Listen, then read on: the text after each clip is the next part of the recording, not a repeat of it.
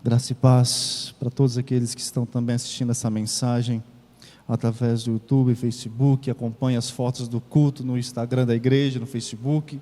Que a graça do Senhor esteja com todos.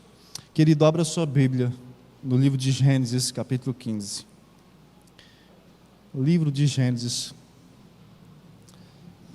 capítulo 15.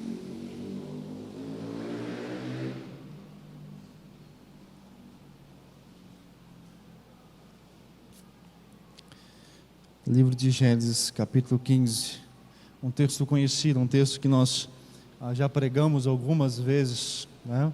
Mas que vamos voltar a ler, a pensar, a meditar nesse texto aqui também, novamente. Gênesis, capítulo 15, verso 1.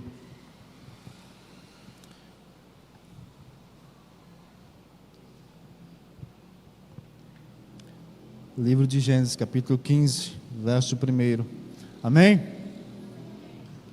Glória a Deus. Diz assim a palavra do Senhor: depois destes acontecimentos, veio a palavra do Senhor a Abrão, numa visão, e disse: não temas, Abrão, eu sou o teu escudo, e teu galardão será sobremodo grande.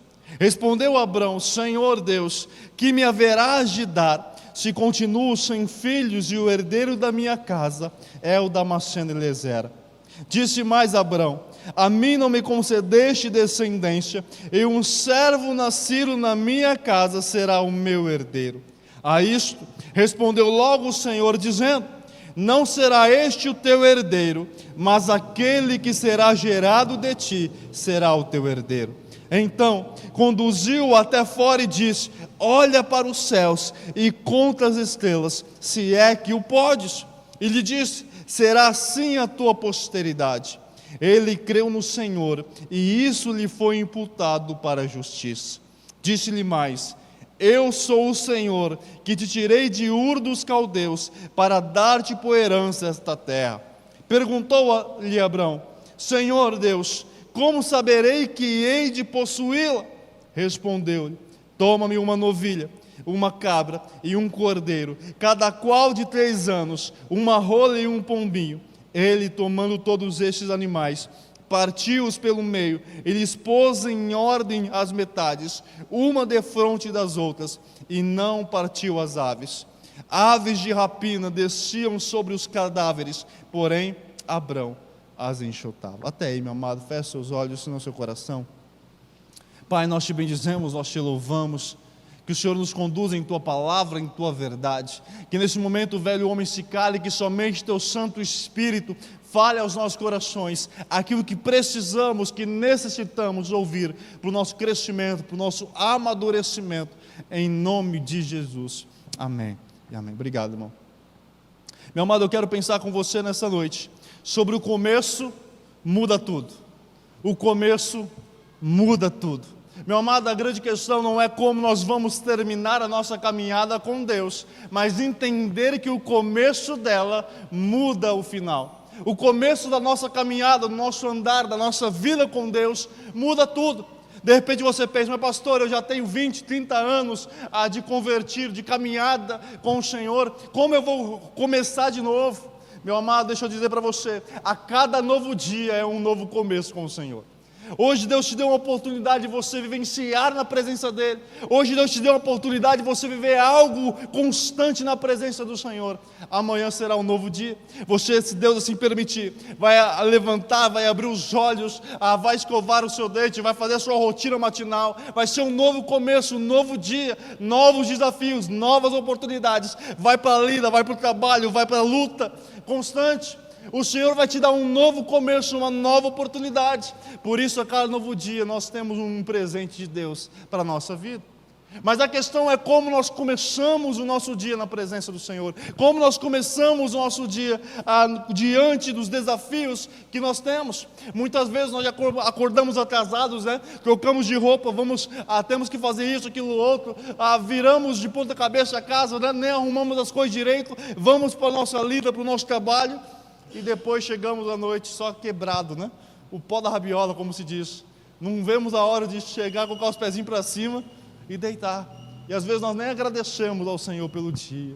O dia foi tão corrido, tão difícil, tão trabalhoso, né? Mas, meu amado, aqui nós temos o começo da história de Israel com o Senhor. Não é à toa que Abraão é chamado do pai de Israel. Não é à toa que Abraão é considerado por eles como pai, o precursor, aquele que deu início, aquele que teve intimidade com Deus, aquele que começou a genealogia, começou os propósitos de Deus sendo concretizados, realizados na vida dele. Mas, meu amado, o começo não foi fácil. Deus chamou Abraão e disse: Abraão, sai da tua terra, do meio da tua parentela, vai para uma terra que eu vou te mostrar. Ali serão benditas todas as famílias, todas as nações serão benditas ali sobre você. A sua descendência será sobremodo grande. Deus então foi trabalhando no processo, foi trabalhando no coração de Abraão. Abraão foi passando os anos, ele não foi vendo descendência, ele não foi vendo um filho sendo gerado, ele foi duvidando aquilo no seu coração. Ele questionou aquilo diante do Senhor, ele duvidou se de fato aquilo iria acontecer, se de fato coisas grandes Deus teria reservado para a vida dele. Mas, meu amado, o que nós olhamos aqui para o texto é que o começo de Deus com Abraão mudou toda a história até chegar em nós, pela graça de Deus. Deus tinha um propósito, Deus tinha um objetivo, Deus tinha um plano, Deus tinha um ensinamento, Deus tinha algo primordial, e o começo mudou toda a história. Por isso, meu amado, o começo do seu dia, o começo do seu caminhar, o começo da sua manhã muda toda a sua vida, muda toda a sua história. As decisões que você tomar amanhã, as decisões que você tomar ainda hoje, surtirão efeitos na sua vida, para o bem e para o mal. As decisões que nós tomamos diariamente surgem efeitos na nossa vida, positivo ou negativo. O modo como nós tratamos o outro, o modo como nós tratamos a esposa, o marido, os filhos, o vizinho, o cachorro, o papagaio, muda tudo. De repente você acorda lá, já pisa no rabo do gato, o gato já te unha, você já briga com o gato, aí a esposa fala bom dia, você já briga com a esposa, vira uma confusão. Você sai de casa já nervoso, com a pá virada. Alguém chega no serviço para você e fala bom dia o quê? Bom dia só for para você, eu não sei que tanto bom dia, não é? Seu dia já vai para o água abaixo, porque você começou o seu dia com o pé esquerdo, como nós dizemos, né? Por isso, meu amado, o começo muda tudo. O começo determina como vai ser o final, e nós precisamos entender isso diante do Senhor. Olha aqui nos diz o texto, verso 1 do capítulo 15. Depois desses acontecimentos, que acontecimentos? Abraão teve que salvar Ló, de um pessoal ali que queria acabar com ele, levou ele preso. Abraão pegou lá alguns homens, foram lá e libertou a Ló daqueles homens. Depois desse fato, veio a palavra do Senhor a Abraão numa visão e disse: não temas, Abraão, eu sou o teu escudo. Por que Deus disse para Abraão: Abraão, não temas? Porque Deus estava aparecendo para Abraão? Não era a primeira vez que Deus estava falando com Abraão. Deus já apareceu com ele e diz: Abraão, sai da tua terra, da tua parentela, eu vou te mostrar para um lugar, eu vou te conduzir. Mas quando Deus aparece para Abraão, a primeira coisa que Deus diz: não temas, Abraão, eu estou no controle. A primeira coisa que eu e você precisamos entender é que o dia pode ser difícil, as lutas podem ser grandes, mas a primeira palavra de ordem que Deus traz ao nosso coração: não temas. Por quê? Eu estou cuidando de você. Quando Deus traz a sua palavra: não temas, não tenha medo, não tenha temor, porque eu estou cuidando da situação, eu estou cuidando da sua vida, eu estou cuidando dos planos que eu tenho sobre a tua vida. Deus aparece para Abraão e diz: Abraão, não tema, não tenha medo, não duvide em seu coração. Diz mais: eu sou o teu escudo. Para que você precisa de um escudo? Você só precisa de escudo na batalha. Você só precisa de escudo na luta. Você só precisa de escudo na guerra. Fora isso, você não vai no mercado com escudo, né? Você não vai dormir com escudo do lado. Você não vai tomar banho com escudo. Você não precisa de um escudo. Você só precisa de um escudo na guerra. Deus está dizendo para Abraão: a caminhada vai ser difícil, a caminhada vai ser longa, os desafios vão ser grandes, mas quem é seu escudo? O Senhor. Eu sou o teu escudo. Eu sou o teu escudo. Meu amado, entenda essa verdade. Deus é a nossa proteção. Deus é o que nos guarda. Deus é o que nos fortalece. Deus é o que nos conduz. E diz ainda mais o verso: e teu galardão será sobremodo grande. É fácil dizer isso, né? O difícil é crer nisso. Muitas vezes nós dizemos, o Senhor é fiel, o Senhor é poderoso, o Senhor é tremendo. Mas no coração você está com uma dúvida, porque você não vê as coisas acontecendo da forma que você desejaria que acontecesse. Você não vê as coisas se concretizando no tempo que você acha ou pensa que deveriam acontecer. Mas o que Deus diz para Abraão: Abraão, teu galardão será sobremodo grande. Confie, porque quem está no controle é o Senhor. Por isso a primeira palavra de ordem, de direção que Deus dá para Abraão é: Abraão, não temas, eu sou teu escudo. Eu estou no controle e na direção da sua vida. O galardão será sobremodo grande. Verso 2: respondeu Abraão: Senhor Deus, que me haverás de dar se continuo sem filhos, e o herdeiro da minha casa é o Damasceno Eliezer?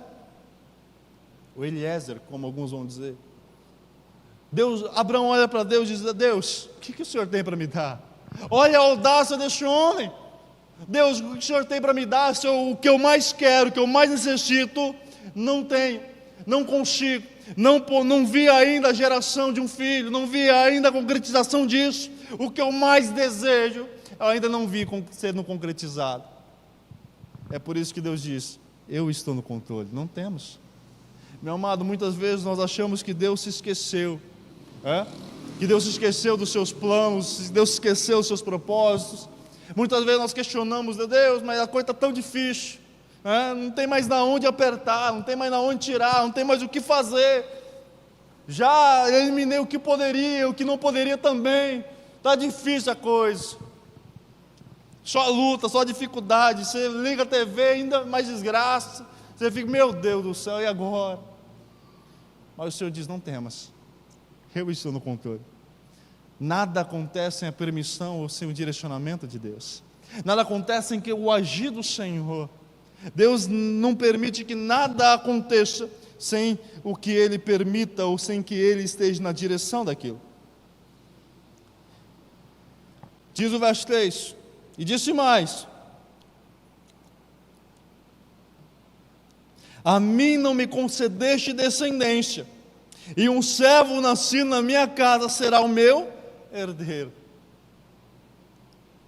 Tem alguns crentes que é abusado, né? Abraão é um deles, junto com Davi, com Paulo, com outros homens também, que era meio para virada com Deus. Falava mesmo, sem medo da resposta. Abraão levanta para Deus: olha, disse mais: a mim não me concedeste descendência. Senhor, eu estou sem descendente porque a culpa é sua. O Senhor não me concedeu descendência, o Senhor não me deu um herdeiro, o Senhor não fez aquilo que o Senhor prometeu. Eu ainda estou sem ver a concretização da promessa. Eu ainda estou sem um herdeiro, eu ainda estou sem alguém que possa ser gerado de mim. Um servo nascido na minha casa será o meu herdeiro. Abraão questiona Deus, pergunta para Deus: Deus, está difícil a coisa. O Senhor não me concedeu herdeiro, o Senhor não me concedeu descendência. Deus, o Senhor está falhando, hein? Olha, o negócio aqui está difícil. Olha a resposta de Deus, verso 4: a isto respondeu logo o Senhor, dizendo: não será este o teu herdeiro, mas aquele que será gerado de ti será o teu herdeiro. Meu amado, entenda o propósito de Deus. Muitas vezes nós estamos olhando para o nosso umbigo e resmungando, reclamando, questionando, murmurando com o Senhor. Mas entenda, quem está no controle é Deus. Quem está conduzindo a tua casa, o teu lar, é Deus. Agora você precisa entender que Ele está no controle, na direção. Você precisa crer que de fato Ele está conduzindo a tua casa, o teu lar, a tua vida.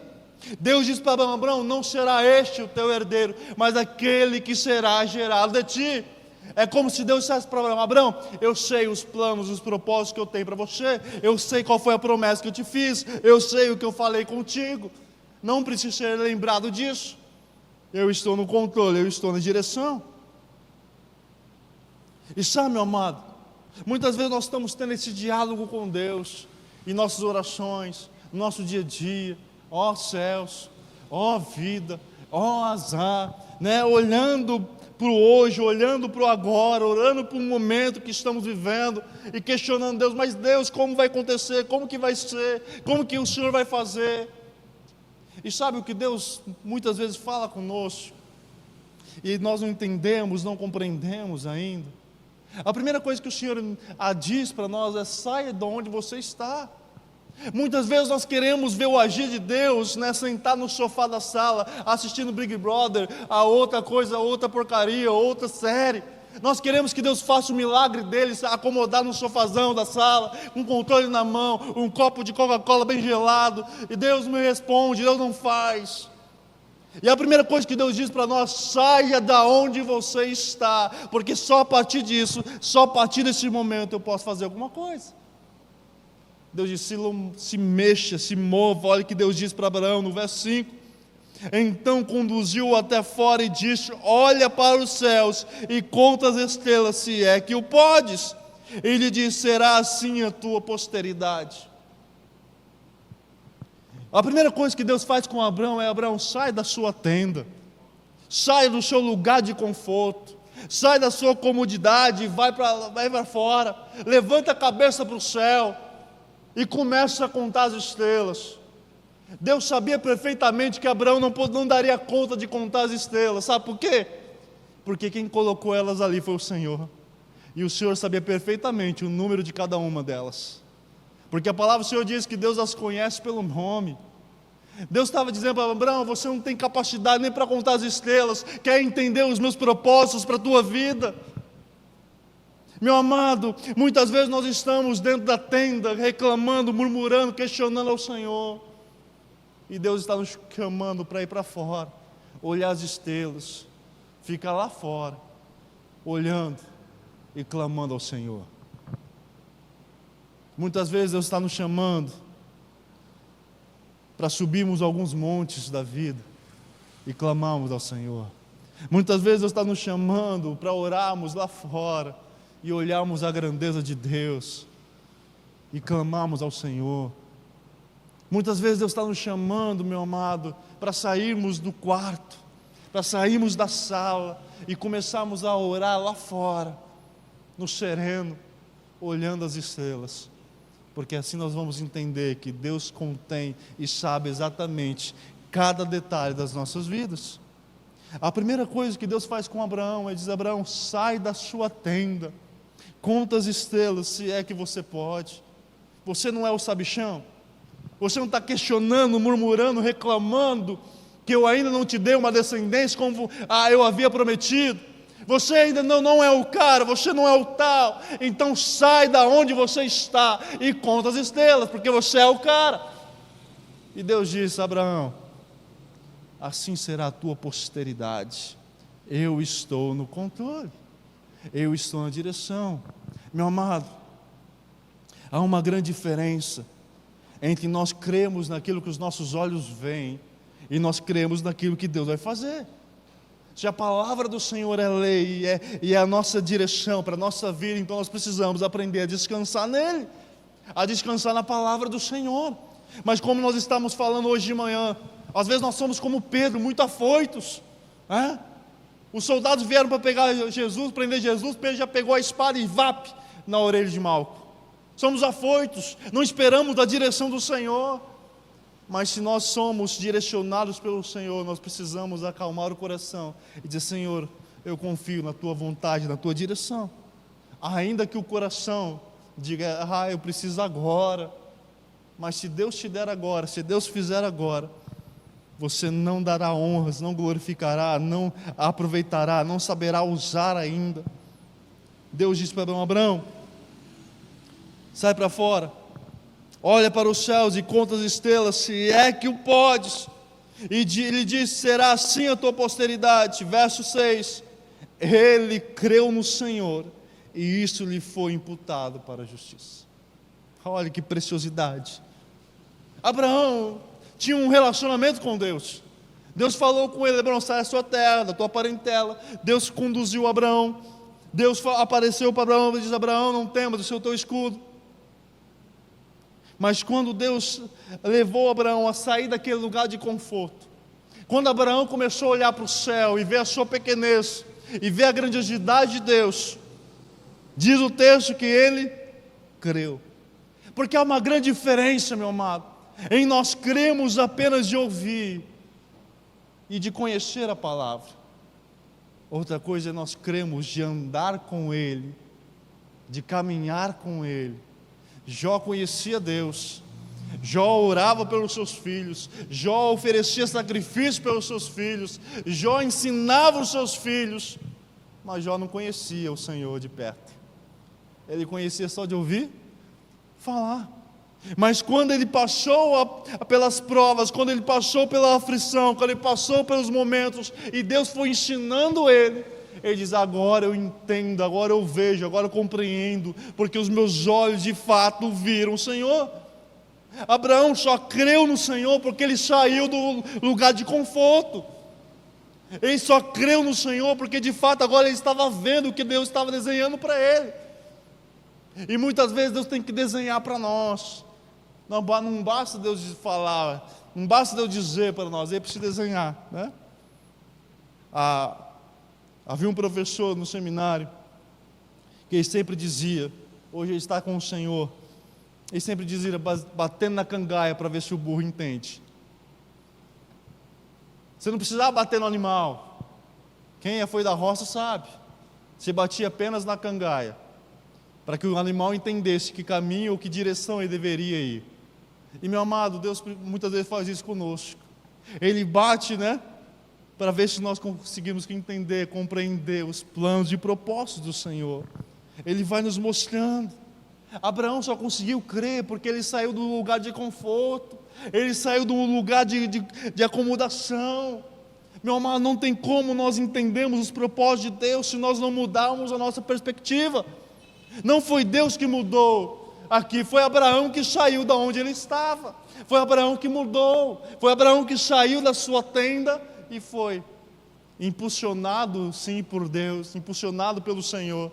Ele disse: Abraão, vem, sai desse lugar, esse lugar não está fazendo bem para você, esse lugar está te limitando a sua visão, esse lugar está sendo um limitador da sua fé.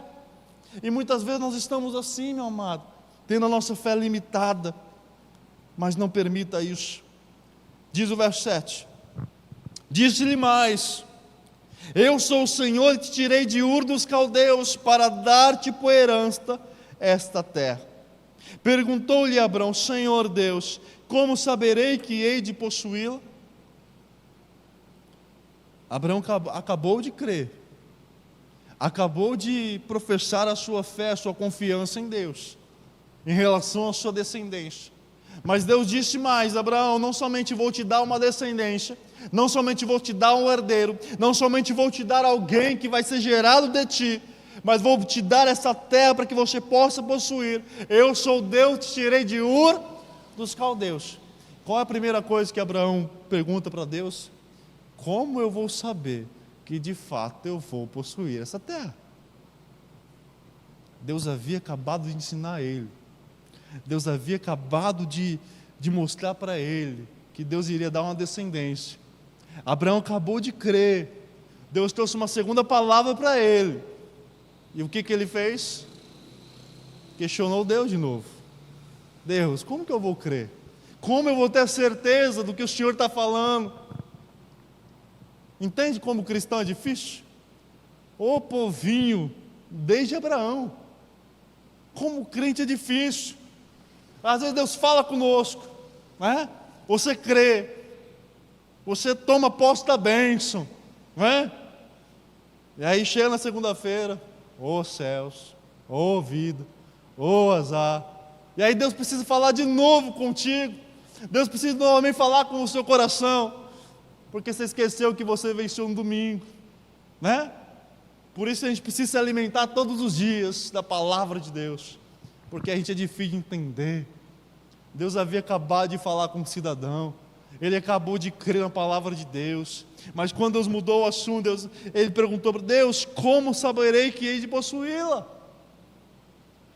Olha o que diz o verso 9.